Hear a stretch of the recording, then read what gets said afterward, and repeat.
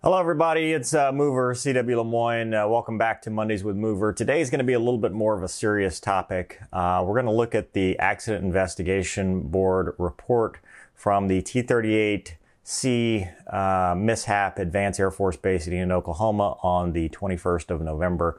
A lot of people have asked for this since the report just came out, and also it's something that's kind of near and dear to me. It kind of hits close to home because I fly the T-38A currently. And although I'm not a UPT instructor, it's still an aircraft I'm familiar with, as well as one of the mishap pilots was a reservist who was an airline pilot and also flying T-38. So it's definitely something I can relate to, and it's something that we can learn from. A lot of things have come from this mishap, including a change in policy, and we'll talk about that today. So hope you enjoyed this episode. Thanks for watching. 3, 2, 1, flight off.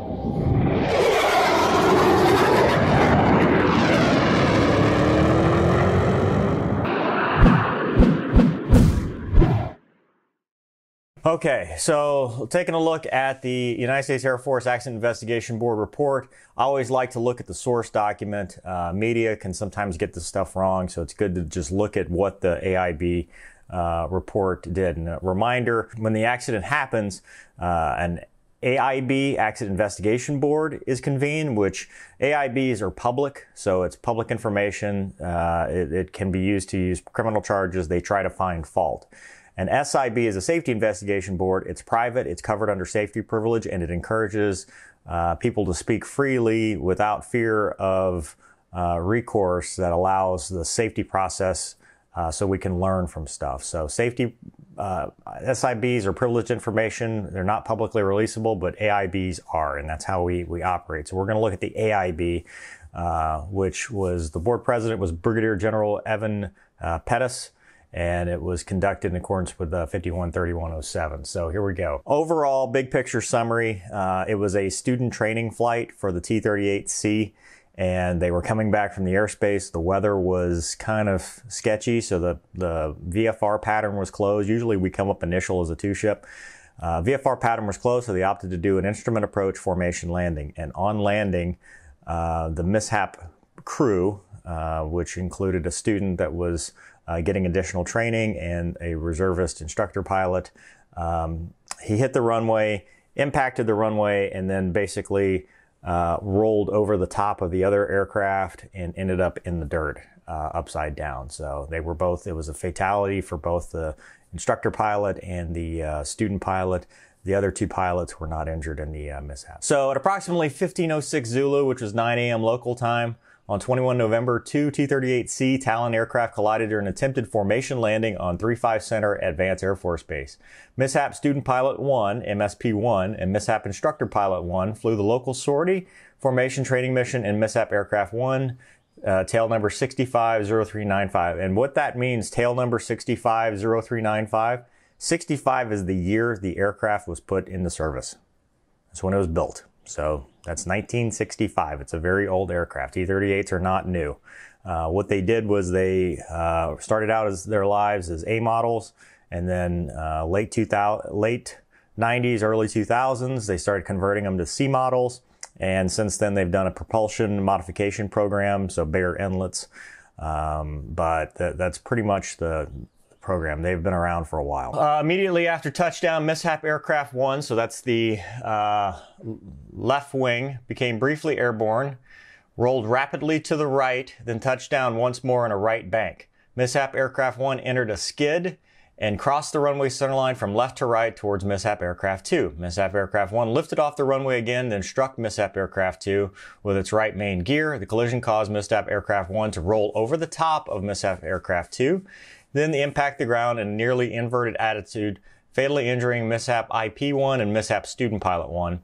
The aircraft slid approximately 700 feet before coming to a stop in a grassy area. Following the collision with Mishap Aircraft 1, Mishap Aircraft 2 departed the prepared surface of the runway, remained upright, traveled through the grass, came to a stop. Both pilots shut down the aircraft and safely egressed.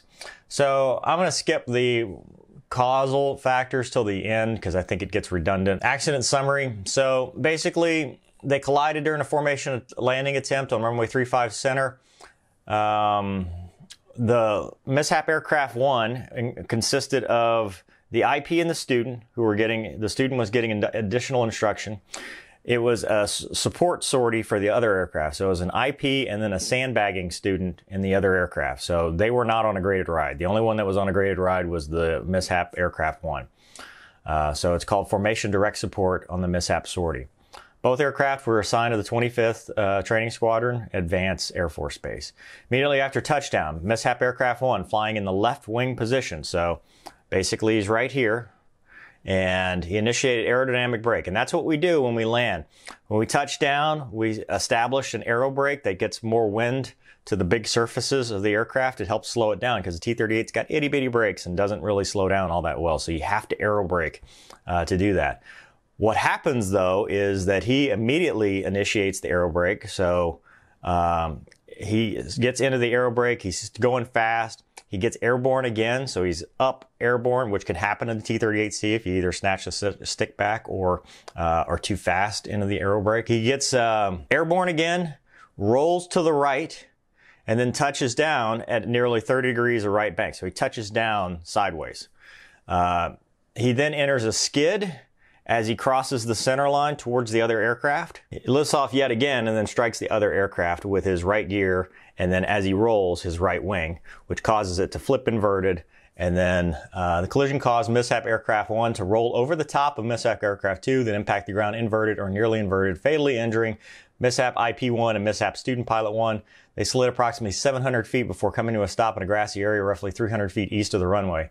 Following the collision, Mishap Aircraft 2, so the other aircraft that kept going, departed the prepared surface, remained upright, traveled approximately 1,700 feet, came to a stop. They both egressed safely. Formation techniques. Air Education Training Command, AETC Man 11251, accepted operational practice, defines a two-ship formation roles and responsibilities. The aircraft flying in the lead, or simply lead, is focusing on avoiding traffic and maintaining a safe altitude, planning for formation, managing the mission.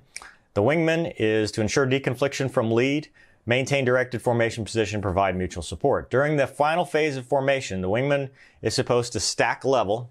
So he's not supposed to get low because you end up, they'll drag you off into the overrun. So stack level, usually putting the noggin on the horizon is a good reference. And then abreast, so gear doors lined up. At the same altitude, staggered slightly aft with approximately 10 to 50 feet of wingtip clearance between the two aircraft. The lead aircraft aligns the center of its half of the runway, and the wing aligns the center of the opposite half. During a formation approach, commonly accepted practice for flight leads to maintain an airspeed slightly faster than calculated final approach speed. At 1,000 feet before the runway overrun, the beginning of the paced surface, the flight lead transitions to prepare for landing by slightly decreasing the rate of descent, so he takes half out. Slightly raise the nose of his or her aircraft, smoothly reduce power to idle. This is called the flare. The wing aircraft matches leads maneuvers. The two aircraft should touch down nearly simultaneously, approximately 500 to 1,000 feet down the runway. Aerobrake. This is what I talked about just now. After touchdown, once the aircraft is slowed below flying speed, each pilot will raise the nose to enter an aerodynamic braking maneuver. Raising the nose blocks airflow, creates significant aerodynamic drag, slowing the aircraft to a speed at which you can safely employ mechanical brakes. It is widely accepted for the flight lead to delay initiating an aerobrake until after the wingman, which creates separation during the landing rollout. So basically, when they land, the wingman will start aerobraking first, the flight lead will see it, and then he'll start aerobraking with him. The ejection seats were the newer seats, Martin Baker, MKUS 16 Tango. This is equipped with an interseat sequencing system. Can be set to 3 modes: solo, both, or command forward. And we've talked about that in the Frenchman ejection sequence. So the sequence of events, it was a training sortie found in the syllabus F5487. The 87 denotes the sortie was additional training and formation block. So the student had some previous issues with formation, and he was getting an extra sortie to practice with direct support. The Mishap sortie was conducted as a two-ship under overall flight leadership of the MIP-1 flying in the Mishap Aircraft 1 using the call sign State 81. So he was in the back seat and leading the flight. The Mishap Aircraft 2 flew as the needed second aircraft because obviously you need 2 aircraft to practice formation, and the other student pilot flew as a sandbag ride. Mishap Student Pilot 2 flew in the front seat, and Mishap IP number 2 flew in the back seat. So the student pilot in the other aircraft was just there for just an extra look, but he wasn't being graded, and he wasn't actually flying the aircraft during the mishap. So the plan was to go out, do GX, tactical formation maneuver, rejoins, wing work, close trail, extended trail from a perch setup, lead change, then do the rest from the wing position to include tactical maneuvering. So in pilot training, you both lead and act as wingman, versus in the CAF, the actual Air Force, you start out as a wingman and then you build your way up to flight lead. You don't do a whole lot of leading stuff. So they talked about, due to the weather conditions, he initially briefed a formation split for separate landing. So that's where we get our separate clearances. Via individual instrument approach recoveries. He subsequently briefed the student pilot one would accomplish a formation approach and landing from the wing position if the weather improved sufficiently. That would allow the mishap student pilot one more time and fuel for tactical maneuvering in the MOA. So basically he said, we can do separate clearances, but that's going to take more gas. So what we'll do is if the weather improves, because it was below formation landing minimums at the time, if the weather improves, we'll do a formation landing and rehack that so he gets to see that again. Summary of the accident. The first aircraft led the portion as planned and brief. After the lead change, they contacted T-38 supervisor, requested the current flying status advanced, so they wanted to see if the weather had improved. He told them that yes, it had, restricted pattern, straight in only, so that meant they could do their formation landing. And then they decided, yep, we're going to do a formation landing. We're not going to split. We're not going to waste our gas splitting up and stuff. We're going to use the rest of our gas for this and then land as a two-ship. So then they went and did the rest of the profile. Once they assumed the role of the formation lead, Mishap IP2 used the call sign state 81 for all radio calls, and that's normal. When you swap call signs or when you swap leads, you keep the same call sign. So they did a vectors to final for ILS to runway 35 center, and that was normal. For the formation approach and landing, Mishap Aircraft 2 would land on the right side of the runway, and Mishap Aircraft 1 would land on the left. They completed all landing checks in visual meteorological conditions once below the overcast layer. So once they broke out, they did all their landing checks, got the gear down, confirmed everything, and they were good to go. On final approach, descending through 500 feet above ground level, Mishap Student Pilot 1 maneuvered to a stack level position in accordance with standard practices that we've talked about before. This equates to about 50 feet runway of wingtip clearance between aircraft on runway 35 center. The HUD indicated Mishap Aircraft 1 spacing relative to Mishap Aircraft 2 was actually wider than 50 feet between the aircraft through the majority of the formation approach. So he's out there. He's not close enough. As they descended through 280 feet, the Mishap IP1 prompted him to tighten his formation position and ensure he was aligned with the runway. So the IP is in the back going, hey, tighten it up, you're too wide, because if he's too wide, he's going to land off into the grass off to the left. So he said, hey, tighten this up. And you can see on the HUD here, that's the AOA indexer, that's his airspeed, that's his altitude, that's AGL altitude, that's the distance and the course they've got set. On short final, this is the actual runway. So you can see he's off to the left of the runway. Mishap Student Pilot 1, he corrected the alignment to the left of the runway, maintained appropriate lateral spacing until 15:06:15. He descended through 90 feet, so now they're in the final stages of landing. At that point, he began to once again drift over to the left. Throughout this period, the speed and pitch of the Mishap Aircraft 1 relative to Mishap Aircraft 2 appear to be with normal parameters. So what he's doing is he's having trouble with lateral spacing. He's kind of tending to be away, but he's in the right stack position. He's got the right references. He's just too far wide. And you can see here, as they're crossing into the overrun, he's just wide and he's kind of dangerously close to the edge. This engine indications, left engine, right engine, everything seems to be performing normally. So at 15:06:22, as he crossed the runway overrun, the HUD showed increase in pitch consistent with a shift of aim point. So it's crack shift power flare is how we do it in the T-38s. During this shift, however, Mishap Aircraft 1's HUD showed a further drift toward the left boundary of the runway. So he keeps going left. So that Mishap Aircraft 1 was 10 feet wider than planned and continuing to drift left. 3 seconds later, at 15:06:25, approximately 600 feet past the runway threshold, so they're already over the runway, safely able to land. Mishap Aircraft 1's main touchdown.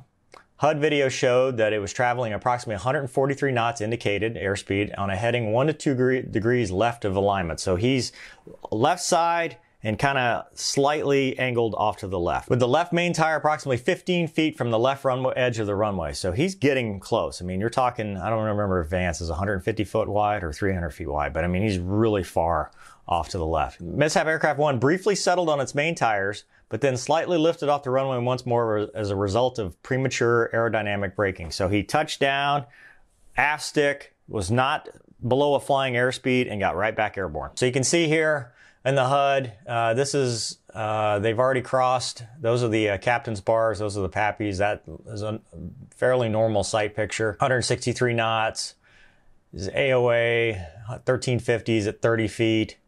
And then AOA increases as he's flaring. He's at 10 feet, 156 knots. So he's still a little fast. I don't know what their fuel, does it show what their fuel was?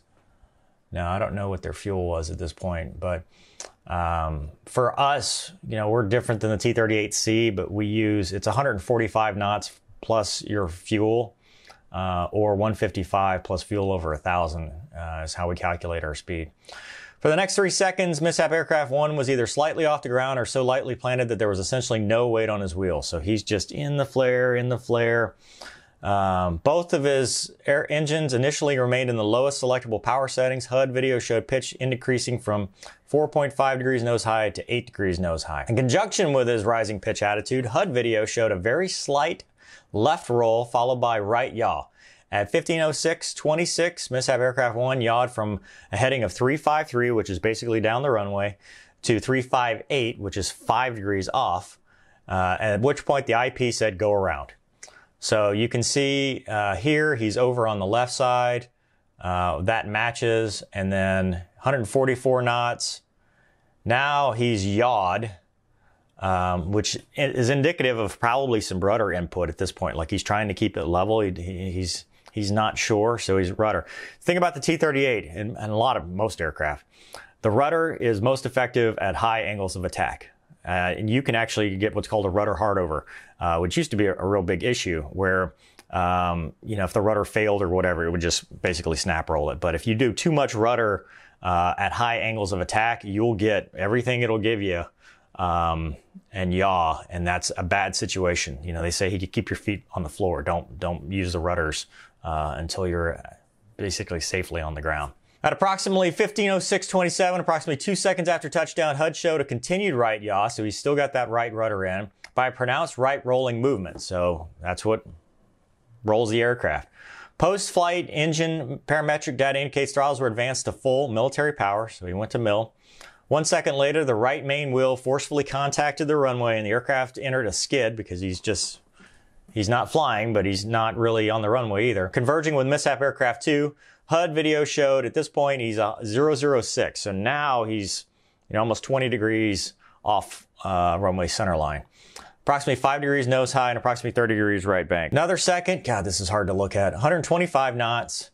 His nose wheel struck the runway forcefully, so it came down and made contact. All 3 tires were then on the ground. HUD showed his heading was 008, so he's continuing to the right. 132 knots, 0.79 AOA, that's high. Near level pitch, slight level bank. At this point, IP took the controls, or at least that's what they think. In an apparent attempt by the pilot flying Mishap Aircraft 1 to avoid colliding with Mishap Aircraft 2, and to possibly affect a safe go-around, they're not sure because they don't have control inputs. The pitch attitude rose rapidly to 8 degrees nose high, so he jacked the nose up, indicating a wings level attitude at 128 knots, 0.61.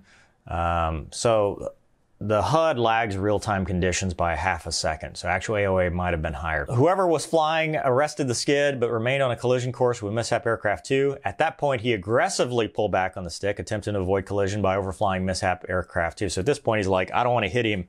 I'm just going to try to get up and over him so we don't run into each other.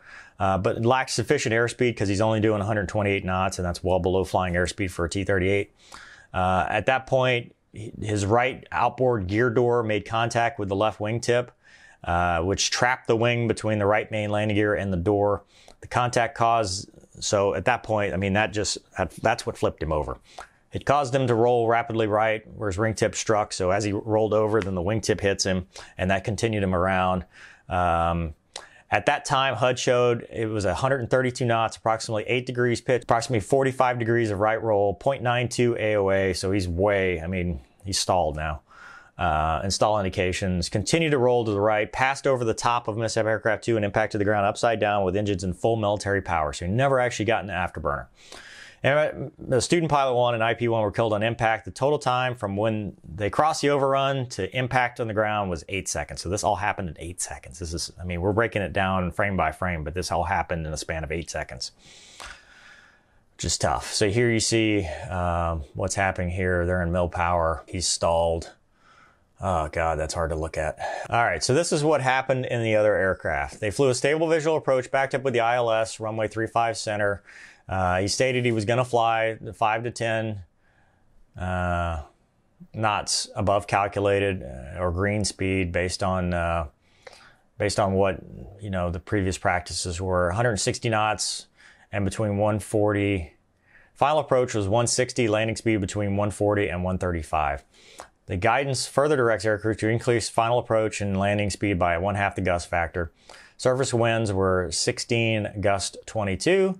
So that was another 3 knots that they had to add. So based on that guidance, the final approach speed was 163 knots. Landing speed was 143 to 138.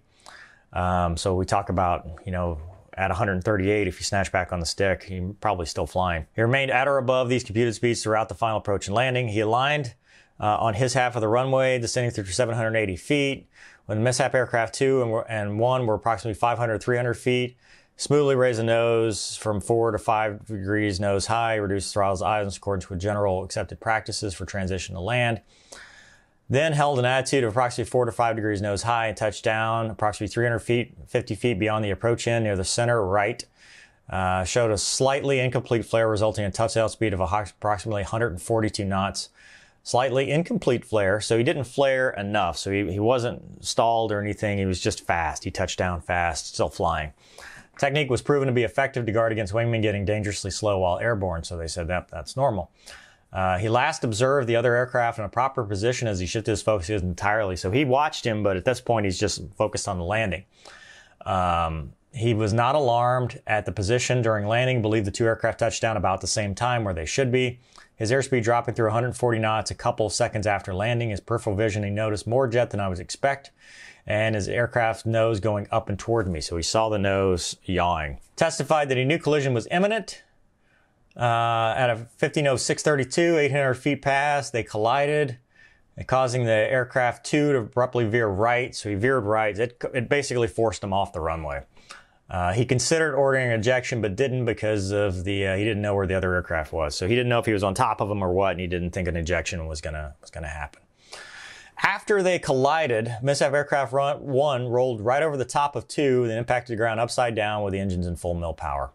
Technical analysis determined that the Mishap aircraft 1 struck the ground inverted or nearly inverted to the east of runway 35 center, and you can see it here where it actually hit. Continued to slide. After leaving the prepared surface, Mishap aircraft 2's right wingtip struck the 6,000 foot remaining marker on the east side. They made an emergency radio call and were able to stop in the grass east of runway 35 center. Mishap aircraft 1, when they did the engineering analysis, they found that neither pilot in that aircraft attempted to eject. Student pilot 1 was still in the front seat, so the student was still in the front seat. His handle was still fully seated. The IP, however, was found strapped to the rear seat. This is really tough to read. So he was still found trapped to the rear seat. He was 325 feet southwest of the aircraft. His handle was found unseated, fired. But engineering analysis concluded that he did not voluntarily initiate ejection. So they found him separated from the aircraft, but they do not think he tried to eject. And the reason for that is no portion of the seat system were activated other than the seat.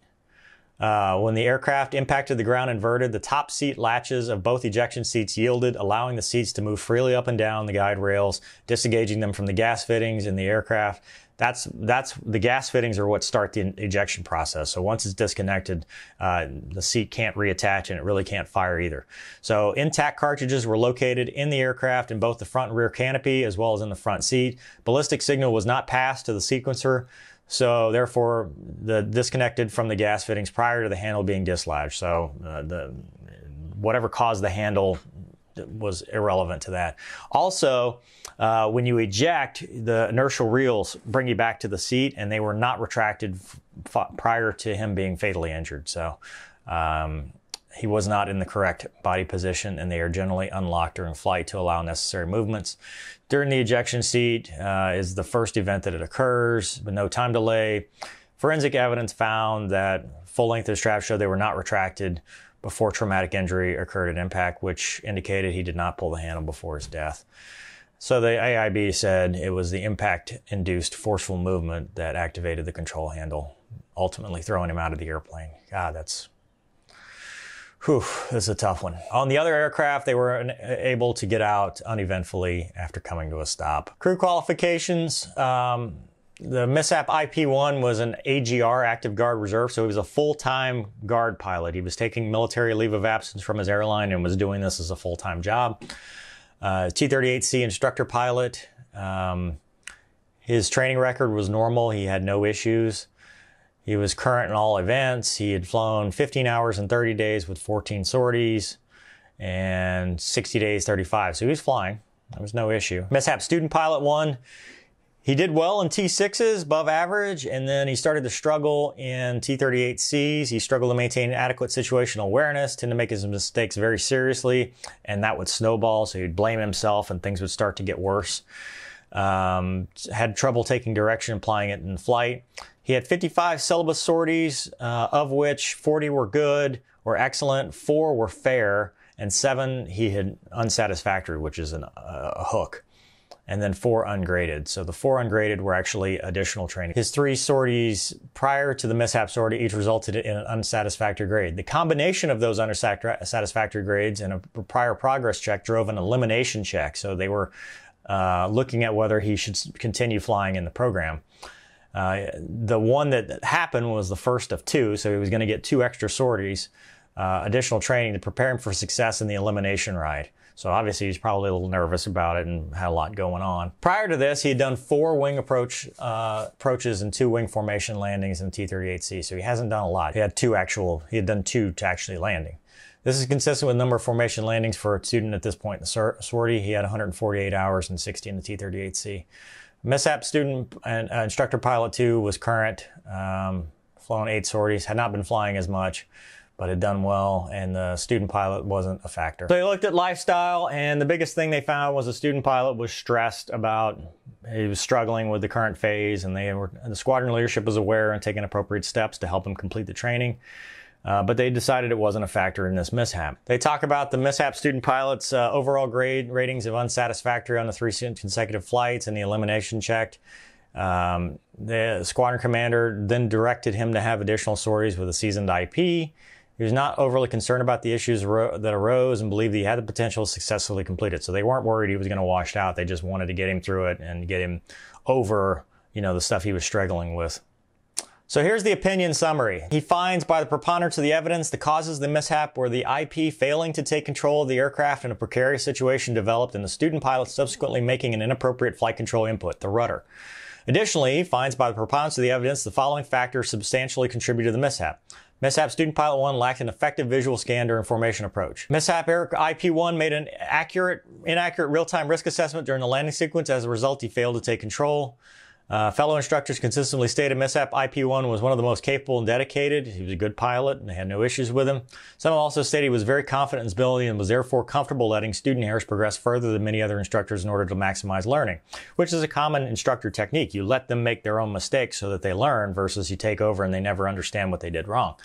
Found no evidence, however, to indicate MIP-1 ever disregarded safety. I was unable to determine if he failed to notice the drift or simply selected to not intervene since the aircraft was still on track to land on the prepared surface. Either way, I think the IP was fully aware of the position and ground check by the time they first touched down. In my opinion, he elected not to intervene at the time because he thought the student pilot could safely complete the landing sequence. So basically, the board president saying, I think the IP was trying to let the situation develop a little bit, and he just let it go too far. He knew what was going on, but he just kind of let it go too far, and then it was unrecoverable by the time he intervened. In my opinion, there would be no reason for the IP to expect the student, such an error from the student. So basically, it's not taught to use the rudder, so he wasn't expecting him to use the rudder. It's strongly discouraged.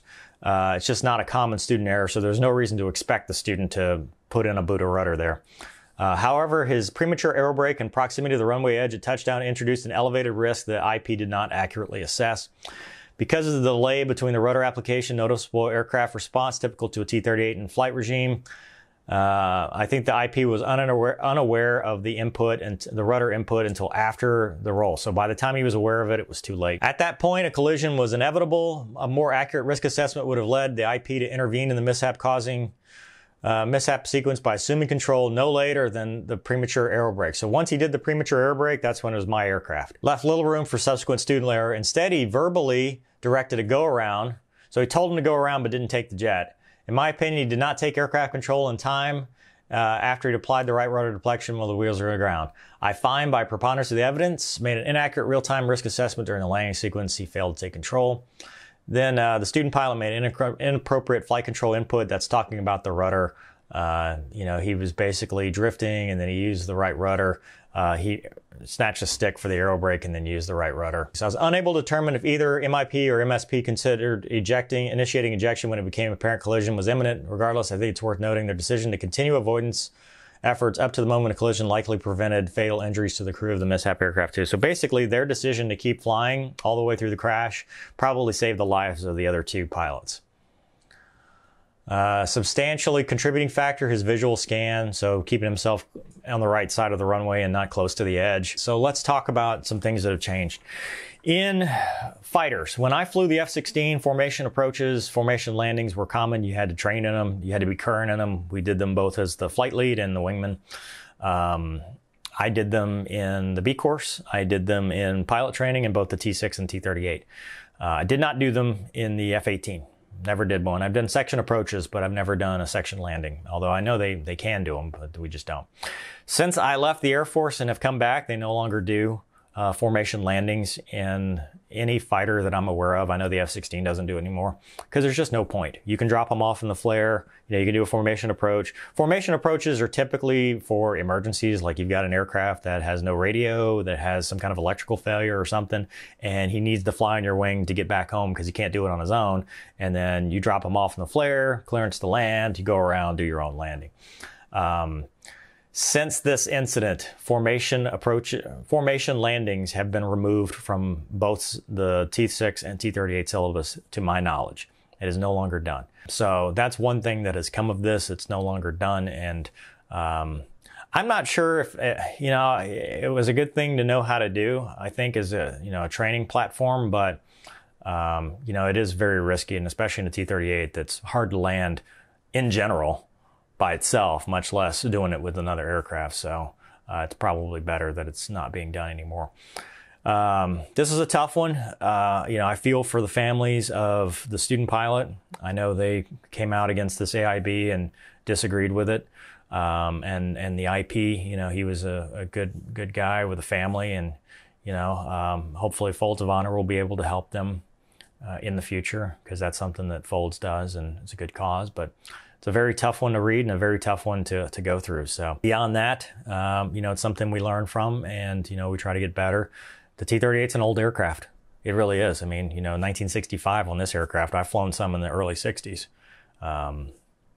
It will eventually be replaced by the T-7, but what happened here was just a student error that wasn't corrected quickly enough. I don't know that having a different airplane would have changed that. I think getting rid of the T-38, getting rid of the formation landings in the T-38 was probably the best thing to come from it in general. So anyway, let me know what you think. Like I said, my thoughts are with the family. I know this kind of picks at a scab, with the AIB coming out, and, this happened in November, and now this comes out, and now it's, back fresh in their minds as they're trying to move on. But, that's why we do AIB, so we can learn, and so we can try to get better and try to prevent this from happening to somebody else. So anyway, hope you guys are having a great week.